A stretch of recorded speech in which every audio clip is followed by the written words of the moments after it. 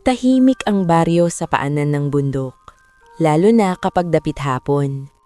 Doon lumaki si Lira, 22 taong gulang, payat at may mga matang laging parang may iniingatang lihim. Sanay siya sa ganitong buhay, sa paulit-ulit na gawain ng pag-aalaga ng kambing, pag-iigib sa umaga, at pagdarasal bago matulog. Wala siyang bisyo, wala ring barkada. Sa mata ng mga kapitbahay, siya ang tipo ng dalagang mabait, mahinhin, at hindi basta-basta nadadala ng tukso. Madalas siyang purihin ng mga matatanda at madalas ding kaawaan ng mga kabataang may kasintahan na, dahil si Lira ay ni minsan ay hindi pa nagkaroon ng manliligaw. Hindi dahil ayaw niya, kundi dahil may pakiramdam siya noon pa man na may naghihintay sa kanya, kahit hindi niya maipaliwanag kung sino o ano iyon. Sa tuwing tinatanong siya kung kailan siya mag-aasawa, ngumingiti lamang siya at ibinababa ang tingin, parang may sagot na ayaw pang lumabas sa bibig niya. Sa gabi, kapag tapos na ang lahat at humihina na ang mga tunog ng baryo, doon siya dinadalaw ng kakaibang pakiramdam. Hindi takot, hindi rin saya, kundi isang tahimik na paghila. Parang tinatawag siya ng kung anong hindi niya makita.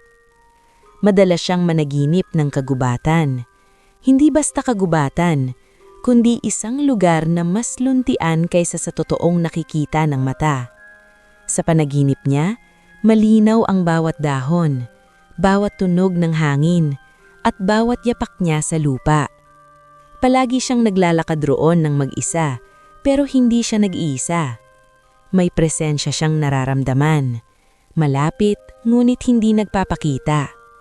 Kapag sinusubukan niyang lumingon, palaging nauudlot ang panaginip. Nagigising siya na may mabilis na tibok ng puso at kakaibang init sa dibdib. May mga gabi ring hindi siya nananaginip, ngunit gising ang diwa niya.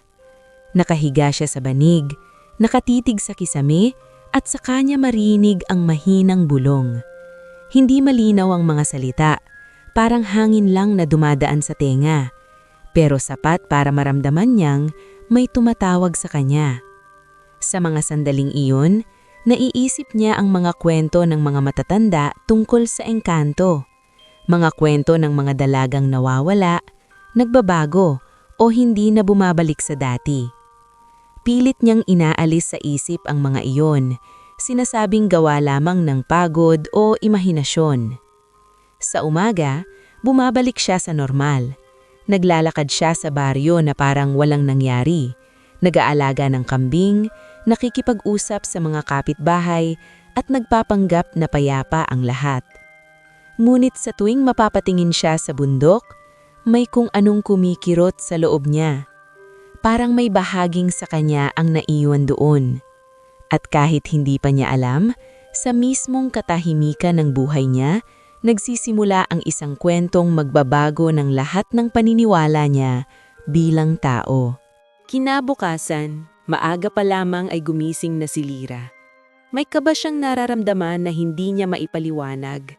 Parang may kulang sa umaga niya kahit wala namang naiiba sa paligid. Nang mapansin niyang wala ang isa sa mga kambing, napabuntong hininga siya at agad itong hinanap. Sanay siyang pumasok sa gilid ng kagubatan, pero ngayong araw na iyon, parang mas malayo ang narating niya kaysa dati. Hindi niya namalayan na mas lumalim na pala ang kanyang hakbang, hanggang sa tuluyan ng mag-iba ang liwanag sa paligid. Tahimik ang gubat, mas tahimik kaysa karaniwan. Walang huni ng ibon, walang kaluskos ng mga hayop. Huminto siya at kinabahan, ngunit bago pa man siya makatalikod, may narinig siyang boses. Hindi malakas, ngunit malinaw. Isang tinig na kalmado, parang matagal na siyang kilala. Nang lumingon siya, nakita niya ang isang binata na nakatayo sa lilim ng mga puno. Payat ito, matangkad, at kakaibang tindig, parang hindi sanay sa bigat ng lupa. Nagpakilalang binata bilang Aren.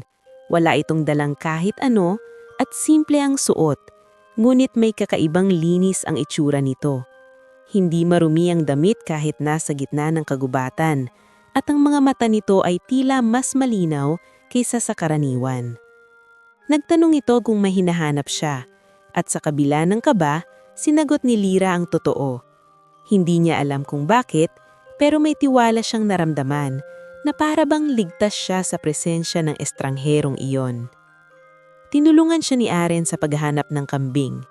Habang naglalakad sila, napansin ni Lyra na walang tunog ang mga hakbang ng binata. Hindi rin ito napapagod, kahit matagal na silang paikot-ikot. Paminsan-minsan, tumitigil ito at kinikinig sa hangin, parang may naririnig na hindi naririnig ni Lyra. Gusto sana niyang magtanong, pero pinili niyang manahimik. Sa bawat sandali, mas lumalakas ang kabang may halong init sa kanyang dibdib. Nang matagpuan nila ang kambing, napangiti si Lyra sa ginhawa. Nagpasalamat siya kay Aren, ngunit imbes na agad umalis, tumingin lamang ito sa kanya ng matagal. Hindi bastos ang tingin, ngunit hindi rin pangkaraniwan. Parang sinusukat siya, hindi ang itsura niya, kundi ang mismong pagkatao niya. Sa sandaling iyon, may kakaibang pakiramdam na dumaan sa kanya.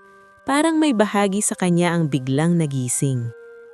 Bago siya makapagtanong kung sino talaga si Aren, bigla itong umatras at sinabi lamang na mag-iingat siya sa mga susunod na araw. Walang paliwanag, walang paalam na mahaba. Paglingon niya sandali sa kambing, pagbalik ng tingin niya, wala na ang binata. Walang bakas ng yapak, walang galaw sa paligid. Parang hindi ito kailanman naroon.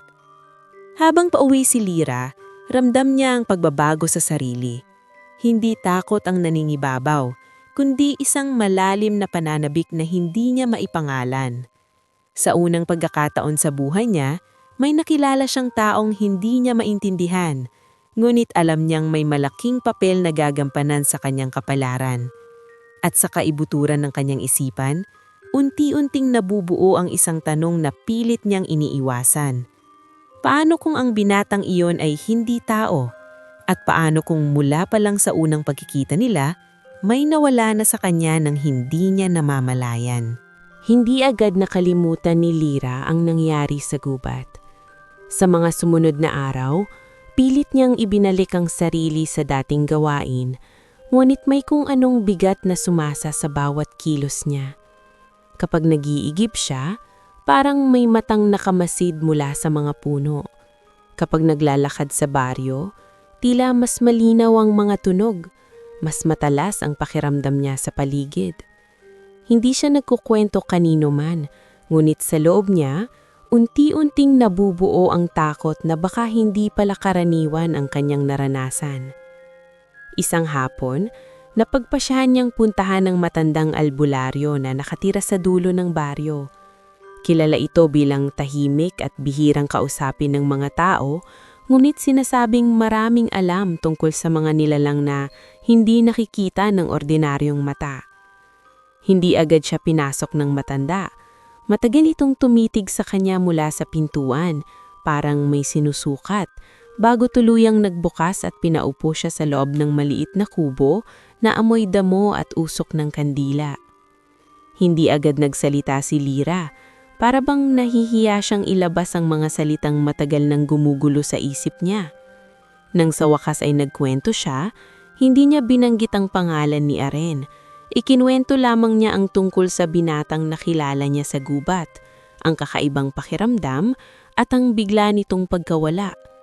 Habang nagsasalita siya, tahimik lamang ang matanda, nakapikit ang mga mata at bahagyang tumatango, parang matagal na nitong alam ang patutunguhan ng kwento. Nang matapos si Lyra, doon pa lamang nagsalita ang albularyo. Mababa ang boses nito ngunit mabigat ang dating. Sinabi nitong may mga nilalang na hindi lumalapit ng basta-basta at kapag pinili ka nila, hindi iyon aksidente. Binalaan siya na ang engkanto ay hindi kumukuha agad ng katawan. Inuuna raw nila ang loob at isip hanggang sa kusang sumuko ang tao. Kapag nangyari iyon, may mga bagay na hindi na maibabalik sa dati. Sinabi rin ng matanda na may mga gabi na mas mapanganib kesa sa iba. lalo na ang gabi ng kabilugan ng buwan. Sa gabing iyon, mas manipis ang pagitan ng mundo ng tao at mundo ng engkanto.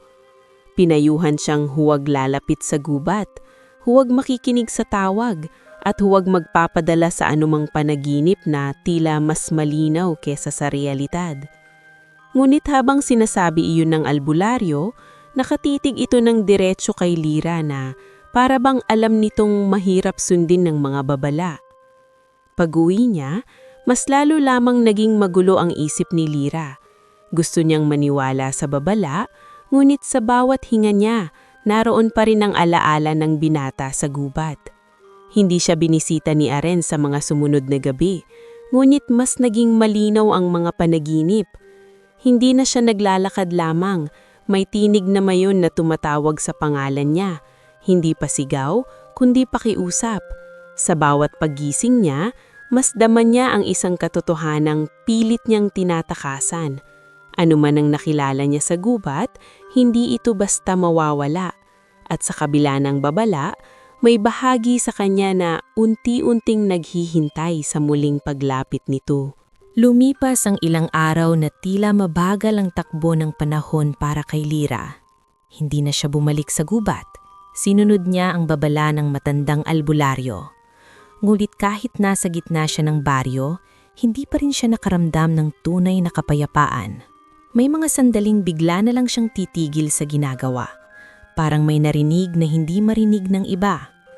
Minsan, habang naghuhugas ng mga damit sa may balon, bigla siyang napaluha ng walang malinaw na dahilan. Hindi ito matinding lungkot, kundi isang tahimik na pangungulila, na para bang may hinahanap ang puso niya na hindi niya alam ang pangalan. Isang dapit hapon, habang papalubog ang araw at namumula ang kalangitan, nakaramdam siya ng kakaibang lamig sa hangin.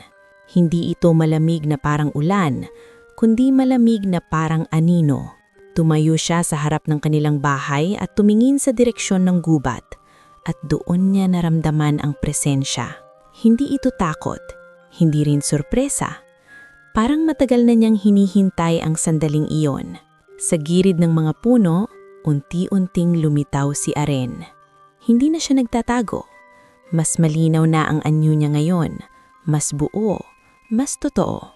Nakatingin lamang siya kay Lyra at sa unang pagkakataon, hindi siya agad nagsalita. Tahimik ang pagitan nila, ngunit puno ng kahulugan.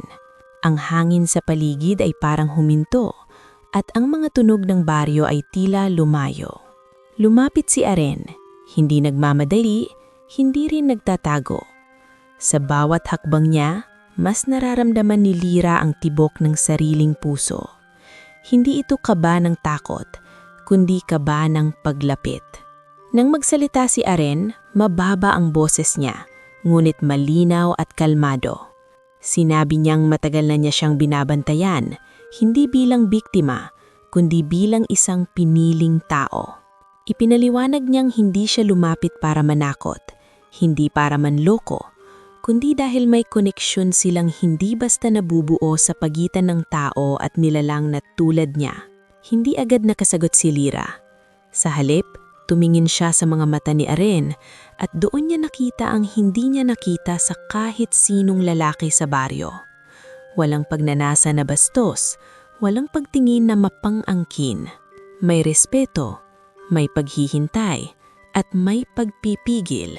Sinabi ni Aren na hindi niya siya pipilitin at hindi rin niya siya kukunin laban sa kanyang loob. Ngunit sinabi rin ng ang koneksyon nila ay totoo at hindi ito basta mawawala kahit pilitin nilang itanggi. Unti-unting naramdaman ni Lyra ang pagluwag ng dibdib niya. Para bang sa unang pagkakataon, may isang presensya na hindi humihingi, kundi umuunawa. Hindi siya hinawakan ni Aren, hindi siya linapitan ng labis, ngunit sa pagitan nila, may namuong emosyon na mas mabigat pa sa pisikal na lapit. Isang uri ng pagdikit ng loob. Bago umalis si Aren, sinabi niyang babalik siya, ngunit hindi siya magmamadali. Hahayaan niyang si Lyra ang pasya kung kailan siya lalapit muli. Nang mawala siya sa anino ng mga puno, nanatiling nakatayo si Lyra sa harap ng bahay. Nanginginig ang mga kamay, hindi sa takot, kundi sa bigat ng naramdaman niya. Sa gabing iyon, unang beses niyang inamin sa sarili na ang engkantong iyon ay hindi lamang isang nilalang sa gubat. Isa itong presensya na unti-unting humahawak sa puso niya, at alam niyang sibula pa lamang iyon ng mas malalim na pagbabago sa kanyang buhay. Hindi na bumalik si Aren sa mga sumunod na gabi. Ngunit hindi rin nawala ang presensya niya kay Lyra. Sa halip, mas naging malinaw ang pakiramdam ng koneksyon. Parang may sinulid na dahan-dahang humihigpit sa pagitan ng kanilang dalawa. Kapag nag-iisa siya, may mga sandaling bigla niyang mararamdaman ng init sa dibdib, kasabay ng katahimikan na parang may nakikinig sa bawat paghinga niya. Hindi ito pananakot, isa itong paalala na ang pagpili ay paparating na. Isang gabi, habang ang buwan ay unti-unting papuno, muling nagpakita si Aren. Hindi sa harap ng bahay, hindi rin sa gubat, kundi sa gilid ng ilog kung saan madalas magpunta si Lyra para mag-isip. Tahimik ang paligid, tanging tunog ng agos ng tubig ang maririnig. Doon unang nagsalita si Aren ng may bigat sa boses, na para bang ang mga salitang lalabas ay matagal na niyang iniiwasan. Ipinaliwanag niya ang batas ng kanilang mundo. Sinabi niyang ang mga engkanto ay may hangganan at ang paglapit nila sa tao ay may kapalit na hindi nila maaaring takasan. Kapag ang isang tao ay tuluyang pumasok sa koneksyon nila, may mga bagay na magbabago hindi lamang sa katawan, kundi sa mismong pagkatao. Ang unang pagsuko, ayon kay Aren, ay hindi basta pisikal na karanasan. Isa itong paglipat, isang pagtawid mula sa pagiging ganap na tao patungo sa pagiging nasa pagitan ng dalawang mundo. Tahimik na nakinig si Lyra. Sa bawat salitang binibigkas ni Aren, mas nararamdaman niya ang bigat ng desisyon na kakaharapin niya. Sinabi ni Aren na hindi siya pipilitin at hindi rin niya kukunin ang anuman na hindi kusang ibinibigay. Ngunit binalaan din niya na kapag punili ni Lyra ang landas na iyon, may mga bagay na hindi na niya maibabalik, kabilang ang buhay na nakasanayan niya sa baryo. Hindi siya tinakot, hindi rin siya pinangakuan ng walang hanggang saya. Tapat lamang ang mga salita, mabigat ngunit malinaw. Sa unang pagkakataon, nakaramdam si Lyra ng takot na hindi galing sa engkanto, kundi sa sarili niyang damdamin. Takot siyang mawalan ng kontrol, ngunit mas takot siyang bumalik sa dating buhay na parang walang nagbago. Sa harap niya, may nilalang na tumitingin sa kanya ng buo, hindi hinuhusgahan ang kahinaan niya. Hindi rin minamaliit ang katahimikan niya. Isang uri ng pagtingin na hindi pa niya nararanasan kahit kanino. Bago umalis si Aren, sinabi niyang darating ang gabi ng kabilugan ng buwan. Sa gabing iyon, magiging malinaw ang lahat at doon magtatagpo ang mundo nila kung pipiliin ni Lyra. Hindi siya hinikayat, hindi rin siya pinigilan. Iniwan niya ang desisyon sa mga kamay ni Lyra, gaya ng ipinangako niya mula sa simula. Naiwang mag-isa si Lyra sa gilid ng ilog, nakatingin sa refleksyon ng buwan sa tubig. Doon niya napagtanto na ang tumay na laban ay hindi sa pagitan ng tao at engkanto, kundi sa pagitan ng takot at pagnanais. At sa kaibuturan ng kanyang puso, kahit hindi pa niya sinasabi ng malakas, alam niyang may desisyon na unti-unti nang nabubuo. Sa gabi ng kabilugan ng buwan, hindi na siya lalayo. Siya ang babalik. Dumating ang gabi ng kabilugan ng buwan na tahimik ang buong baryo. Parang sinadya ng mundo na bigyan ng espasyo ang mangyayari. Hindi nagsabi si Lyra kahit kanino. Maaga siyang pumasok sa kanilang bahay, Nagkunwaring pagod at hinintay na makatulog ang lahat. Ngulit sa loob niya, gising na gising ang bawat damdamin. Hindi ito pagnanasa na magulo, kundi isang malinaw na desisyon na matagal nang hinuhubog ng mga araw at gabi ng pag-aalinlangan. Nang sumilip ang buwan sa bintana, tumayo siya at tahimik na lumabas. Hindi siya nagdala ng ilaw, hindi niya ito kailangan. Sa bawat hakbang niya patungo sa gubat, parang may gumagabay, hindi sa harap, kundi sa loob ng dibdib niya. Hindi na niya naranasan ang takot na dati niyang iniwasan. Ang natira na lamang ay isang kakaibang katahimikan, parang pagtanggap. Pagdating niya sa gitna ng gubat, nagbago ang paligid. Ang hangin ay mas mabigat. Ang mga anino ay mas malinaw ang hugis. Ang mga puno ay tila mas buhay, nakikinig, nagmamasid. Doon siya huminto. Hindi dahil may nakita siya, kundi dahil alam niyang naroon na siya sa hangganan ng dalawang mundo. Hindi siya tinawag, hindi rin siya hinila. Siya mismo ang tumayo roon, handang harapin ang susunod na mangyayari. Unti-unting lumitaw si Aren mula sa liwanag ng buwan. Hindi siya nagulat, hindi rin siya ngumiti. Ang itsura nito ay mas totoo kaysa dati, mas mabigat ang presensya. Parang hindi na lamang anyong tao ang nakikita. Tahimik silang nagkatitigan at sa sandaling iyon, nawala ang mga tanong na matagal nang bumabagabag kay Lyra. Ang natira ay ang malinaw na pagkaunawa na ang sandaling ito ay hindi maibabalik. Nagsalita si Aren, mababa at maingat ang boses. Tinanong niya si Lyra kung sigurado siya. Hindi ito tanong na paulit-ulit, kundi isang huling pagbibigay ng pagkakataong umatras. Hindi agad sumagot si Lyra. Sa halip, huminga siya ng malalim at tumanggo. Hindi iyong tapang na padalos-dalos. Isa iyong tahimik na pagsang-ayon na buo ang loob. Hindi marahas ang sumunod na sandali. Walang pilitan, walang magmamadali. Ang paligid ay tila nagbago, hindi sa anyo, kundi sa pakiramdam. Ang oras ay parang bumagal at ang bawat galaw ay may bigat ng pahintulot. Sa gabing iyon, ibinigay ni Lyra ang unang ganap na pagsuko ng sarili niya, hindi bilang isang biktima, kundi bilang isang babaeng pumili.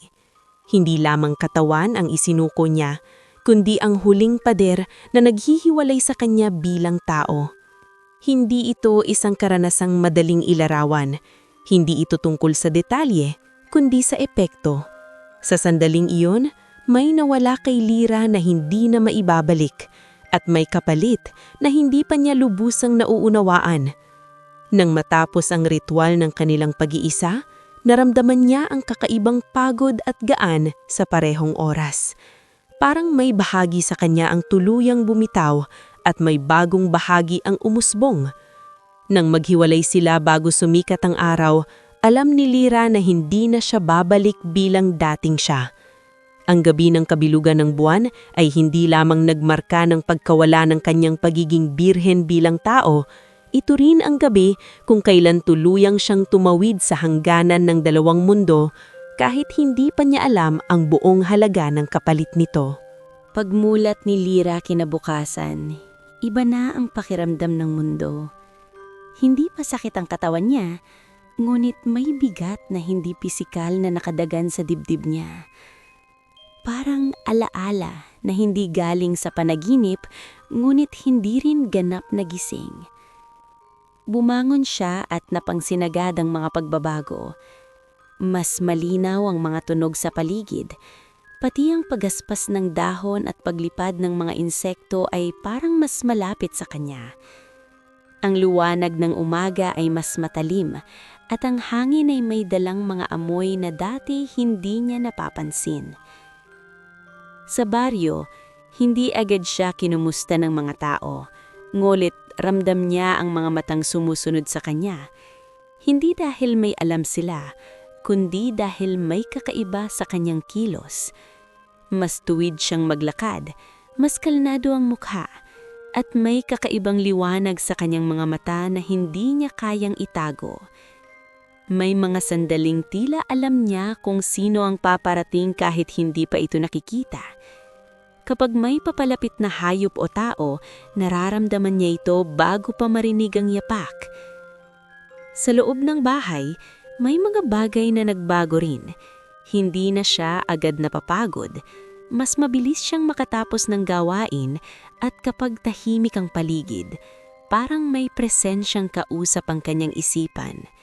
Hindi boses, kundi damdamin. Alam niyang si Aren iyon, kahit hindi niya ito nakikita. Hindi ito palaging malinaw, ngulit sapat para maramdaman niyang hindi na siya nag-iisa sa loob ng sarili niyang isip. Napansin din ni Lyra na may mga bagay na unti-unting lumalayo sa kanya. Ang ilang pagkain na dati gusto niya ay parang wala ng lasa. Ang ilang dasal na dati nagbibigay ginhawa ay tila mas mabigat bigkasin. Hindi ito pagkawala ng paniniwala, kundi pagbabago ng ugnayan. Parang may ibang puwersang unti-unting humahawak sa kanya, hindi para palitan ng dati, kundi para ilayo siya sa pagiging ganap na tao. May mga gabi na bigla siyang magigising, hindi dahil sa panaginip, kundi dahil sa pakiramdam na may tumatawag sa kanya mula sa malayo. Hindi niya kailangang tumayo o sumagot, sapat na ang pakiramdam ng koneksyon. May mga sandali ring parang nawawala siya sa oras, nakatitig lamang sa kawalan, at kapag nagbalik ang diwa niya, ilang minuto na pala ang lumipas. Hindi ito takot. Isa itong palatandaan na ang hangganan ng kanyang mundo ay unti-unting numinipis. Sa kabila ng lahat, hindi siya nagsisi. May lungkot sa pag-aalala sa dating sarili, ngunit hindi ito pagsisisi. Alam niyang may kapalit ang lahat ng nangyari at unti-unti na itong naniningil. Hindi na siya ganap na kabilang sa baryo, ngunit hindi pa rin siya ganap na kabilang sa mundo ni Aren. Nasa pagitan siya, at sa bawat araw na lumilipas, mas ramdam niya ang paghila sa direksyong hindi na niya kayang iwasan. Sa katahimikan ng gabi, inamin ni Lyra sa sarili ang isang katotohanang hindi na niyang matatakasan. Ang gabi ng kanyang pagsuko ay hindi natapos sa gubat. Patuloy itong umiiral sa bawat hininga niya. At kahit hindi pa niya alam ang buong anyo ng kapalit, malinaw na sa kanya na ang pagbabagong nagsimula sa isang pagpili ay hindi na maaaring baligtarin. Habang lumilipas ang mga araw, mas naging malinaw kay Lyra na ang pagbabago ay hindi lamang pansamantala. May mga umagang nagigising siya na parang may bahagi ng sarili niyang hindi na bumabalik. Kapag sinusubukan niyang makihalubilo sa mga kapitbahay, napapansin niyang nahuhuli ang reaksyon niya, na para bang may pagitan na sa kanya at sa mundo ng tao. Ang mga usapan tungkol sa ani, kasal at karaniwang problema ay tila malayo, parang mga kwentong hindi na para sa kanya. Isang umaga, napansin niya ang unang malinaw na senyales ng kapalit. Lumipas ang mga linggo ngunit hindi dumarating ang dati niyang buwan ng dalaw. Hindi siya nagulat, ngunit hindi rin niya agad tinanggap. Tahimik siyang umupo sa gilid ng kama, hawak ang palad niya at doon niya naramdaman ang bigat ng katotohanan. Hindi ito sakit, kundi isang malamig na pagkaunawa na ang katawan niya ay unti-unting sumusunod sa ibang batas, hindi na sa batas ng pagiging ganap na tao. Sinubukan niyang bumalik sa mga nakasanayan. Dumalo siya sa maliit na pagtitipon sa baryo, nakinig sa dasal ng matatanda at pilit na inalala ang dating sigla ng loob. Ngulit sa bawat pagtatangka, may kulang. Ang mga salita ay dumadaan lamang sa kanya, hindi na tumatagos. Parang may kortinang nakababa sa pagitan niya at ng mundo. Manipis, ngunit hindi niya kayang itaas. Sa mga sandaling nag-iisa siya, mas malinaw niyang nararamdaman ang presensya ni Aren. Hindi ito palaging aliw. Minsan, ito'y paalala. Sa loob ng kanyang isipan, may mga sandaling parang may nagbubukas ng alaala na hindi kanya. Mga anyo ng lugar na hindi niya napupuntahan at mga damdaming hindi galing sa buhay ng tao. Doon niya naunawaan na ang kapalit ng kanyang pagpili ay hindi agarang pagkuha, kundi dahan-dahang paglayo sa dating sarili. Isang hapon, napaupo siya sa lilim ng punong mangga sa gilid ng baryo. Pinagmamasdan niya ang mga batang naglalaro, ang mga tawanan na dati binibigyang ginhawa sa kanya. Ngayon, may halo na itong lungkot, hindi dahil ayaw niya, kundi dahil alam niyang hindi na siya magtatagal sa ganitong tanawin. Ang oras para sa kanya ay parang may sariling takbo, mas mabilis, mas tahimik, at mas tiyak ang direksyon. Sa gabing yon, malinaw ang mensaheng dumating sa kanya. Hindi ito boses, kundi isang damdaming buo at hindi mapagkakamalian. Ang mundo ng engkanto ay unti-unti nang humihila at ang pananatili sa mundo ng tao ay magiging mas masakit kung ipagpipilitan niya. Hindi siya tinatakot, ipinapakita lamang ang katotohanan. Ang pagpili ay patuloy at ang bawat araw ng pananatili ay may kapalit na mas mabigat. Doon, sa katahimikan ng gabi, unang pumasok sa isip ni Lyra ang posibilidad ng tuluyang pagbitaw. Hindi pa siya handa, ngulit alam niyang papalapit na ang sandaling iyon. Ang mundo na kanyang kinagisnan ay unti-unting nagiging alaala, at sa kabila ng lungkot, may kakaibang kapayapaan sa pagtanggap na ang landas na pinili niya ay may wakas na hindi na niya maaaring iwasan. Hindi nagtagal bago mapansin ng baryo ang tuluyang pagbabago kay Lyra. Hindi na lamang ito mga matang sumusunod o bulong-bulungan sa likod niya. Isang umaga, habang papunta siya sa tindahan, tumigil ang usapan ng mga tao sa paligid. May mga matang puno ng pagtataka. May ilan ding may halong takot. Ang dating tahimik na pagtingin ay napalitan ng paghuhusga at ramdam ni Lyra iyon kahit walang nagsasalita. Nagsimula ang mga tsismis sa simpleng tanong. Bakit daw tila hindi na siya dinadatnan? Bakit daw hindi na siya sumasama sa mga dasal? Bakit daw may mga gabing nakikita siyang naglalakad mag-isa kahit hindi naman siya umaalis ng bahay? May nagsabing sinumpa siya. May nagsabing may kinakasama siyang hindi tao. Unti-unting nabuo ang isang kwento na hindi na niya kayang pigilan. Isang hapon, tinawag siya ng ilang matatanda sa baryo. Hindi ito paanyaya, kundi utos na may bigat ng otoridad. Pinaupo siya sa gitna, napapalibutan ng mga taong minsang nungumiti sa kanya. Tinanong siya ng diretsyo kung may kinalaman siya sa engkanto. Hindi siya agad sumagot, hindi dahil nagsisinungaling siya, kundi dahil alam niyang anuman ang sabihin niya ay hindi na sapat para baguhin ang isip nila. May isang babaeng nagsalita, ang boses puno ng galit at takot. Sinabi nitong nadumihan daw si Lyra, na nagdala raw siya ng masamang impluwensya sa baryo. May ilan na sumang-ayon, may ilan na umiwas ng tingin. Sa sandaling iyon, malinaw kay Lyra na hindi na siya kabilang sa kanila.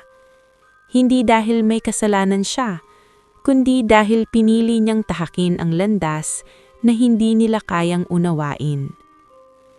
Nang tangkay nilang ipagamot siya, ipatawag ang albularyo at pilitin siyang aminin na ang hindi niya kayang ikaila o itanggi, doon niya unang naramdaman ang tunay na takot.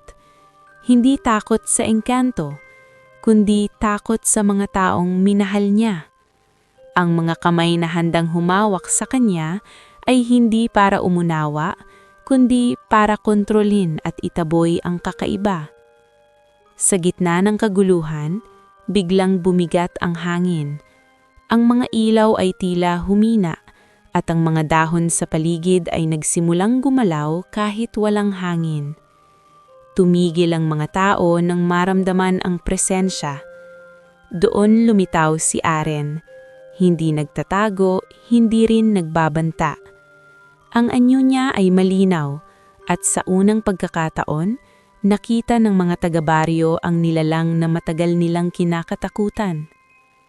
Hindi sumigaw si Aren, hindi siya nagpakita ng galit.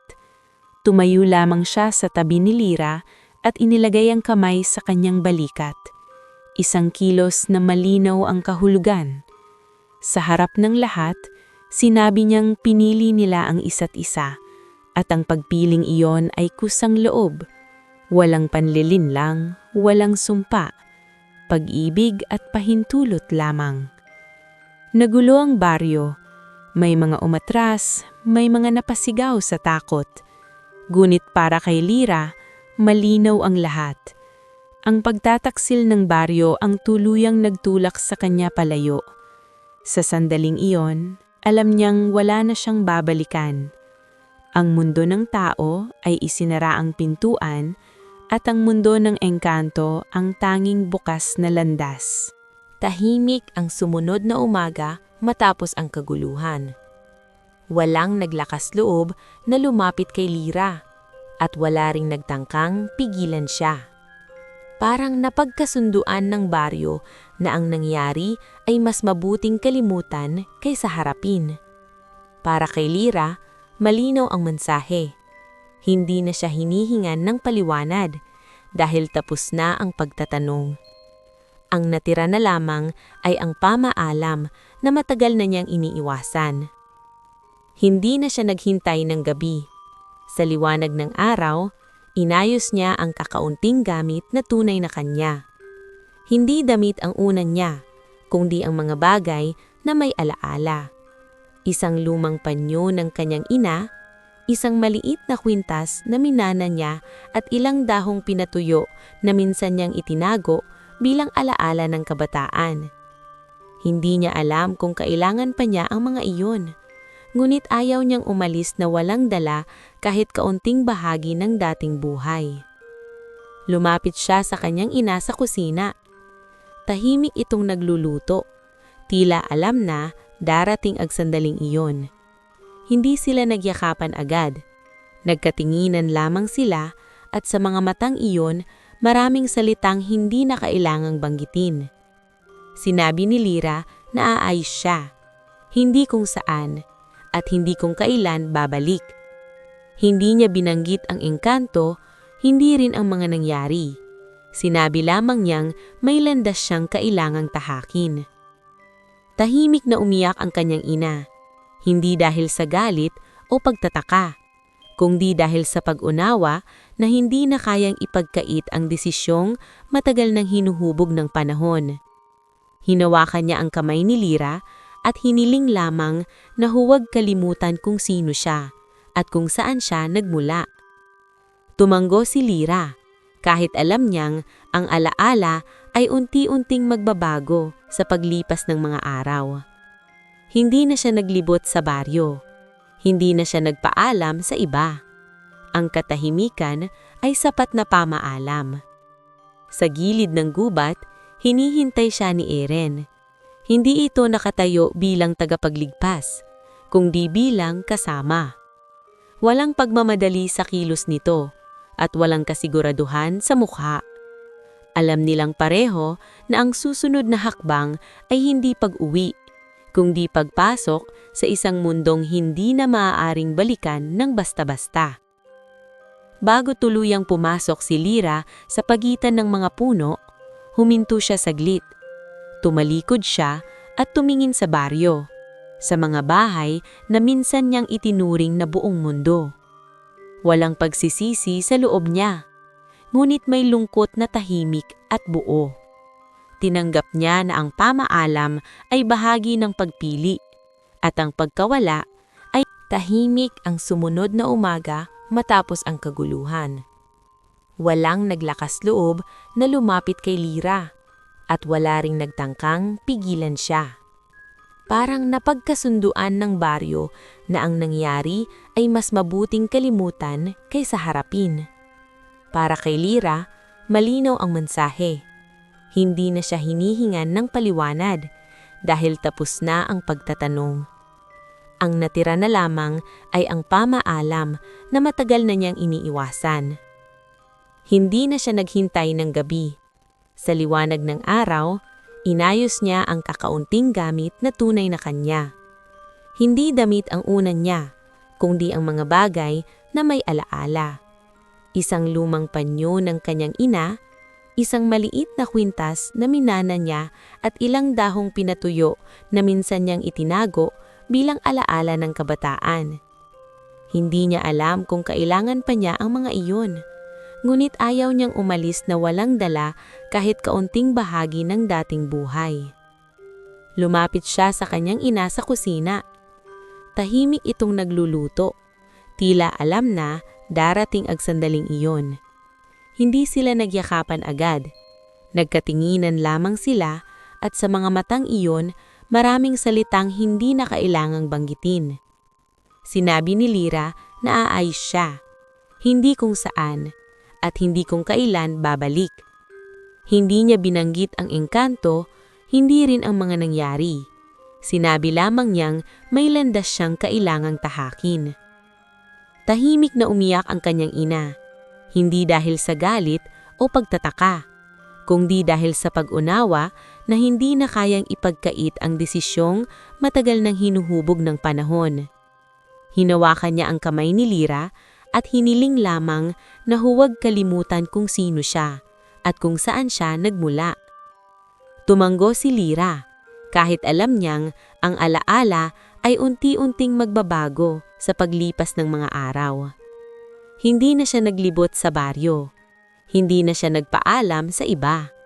Ang katahimikan ay sapat na pamaalam. Sa gilid ng gubat, hinihintay siya ni Eren. Hindi ito nakatayo bilang tagapagligpas, kundi bilang kasama. Walang pagmamadali sa kilos nito at walang kasiguraduhan sa mukha. Alam nilang pareho na ang susunod na hakbang ay hindi pag-uwi, kundi pagpasok sa isang mundong hindi na maaaring balikan ng basta-basta. Bago tuluyang pumasok si Lira sa pagitan ng mga puno, huminto siya saglit. Tumalikod siya at tumingin sa baryo, sa mga bahay na minsan niyang itinuring na buong mundo.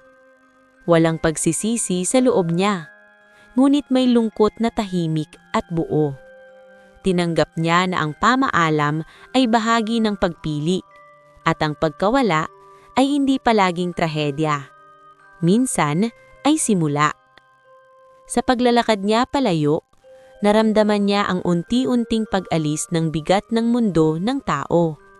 Ang bawat hakbang ay parang pagbibitaw, at sa bawat hinga, mas malinaw ang direksyong tinatahak niya. Hindi niya alam ang buong anyo ng magiging buhay niya sa mundo ng engkanto. Ngulit handa siyang tanggapin ang kapalit. Ang desisyong nagsimula sa isang gabi ng pagsuko ay ngayoy tinatatakan ng isang tahimik na pamaalam. At alam niyang hindi na siya babalik bilang kung sino siya noon. Lumipas ang maraming taon at unti-unting nagbago ang anyo ng alamat sa baryo. Hindi na malinaw kung kailan eksaktong nawala si Lira, at hindi na rin pare-pareho ang mga detalye ng kwento. May nagsasabing dinala raw siya ng engkanto sa ilalim ng bundok. May nagsasabing kusang loob siyang sumama at hindi na lumingon. Ang tiyak lamang, matapos ang araw na iyon, hindi na siya muling nakita bilang bahagi ng mundo ng tao.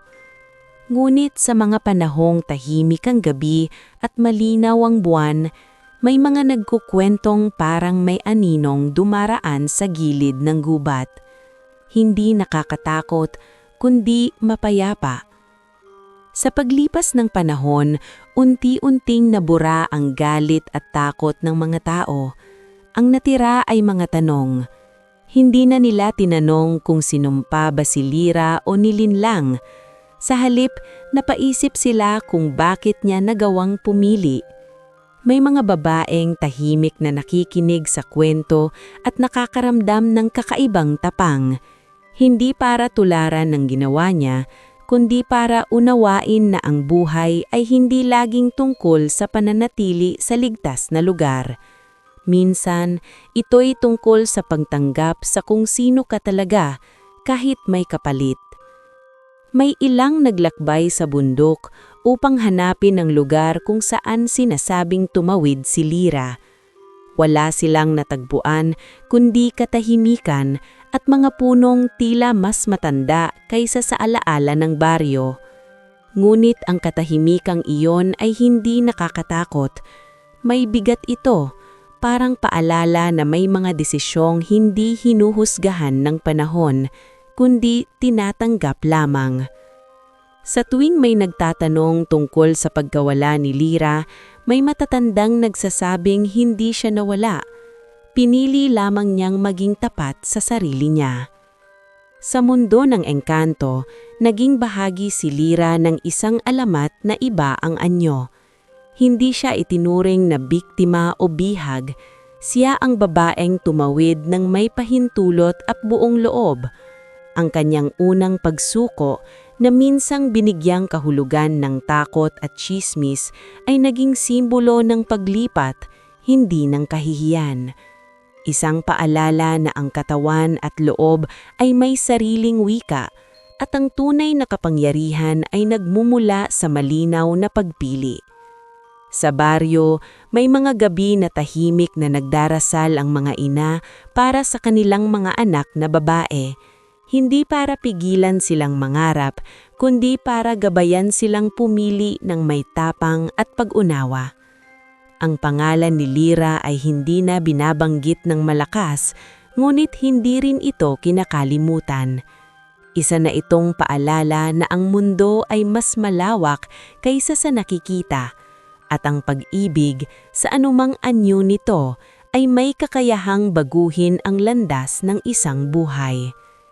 At sa huli, ang alamat ni Lyra ay nanatiling buhay, hindi dahil sa hiwaga, kundi dahil sa mensaheng iniwan niya, na ang pagkawala ng isang bagay ay hindi palaging katapusan.